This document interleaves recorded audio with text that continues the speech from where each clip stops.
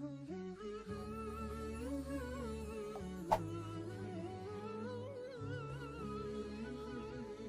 الله والصلاة والسلام على نبينا محمد صلى الله عليه وسلم.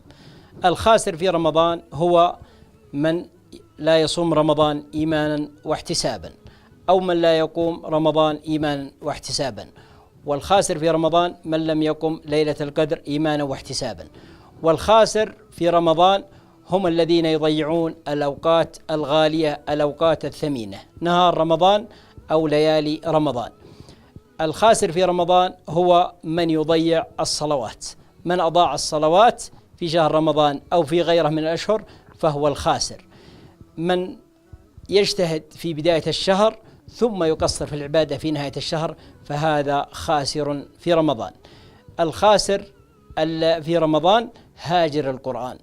القرآن دواء القلوب، وعلى المسلم أن يكون علاقته بكتاب الله سبحانه وتعالى قوية في رمضان وغير رمضان. وصلى الله وسلم على نبينا محمد.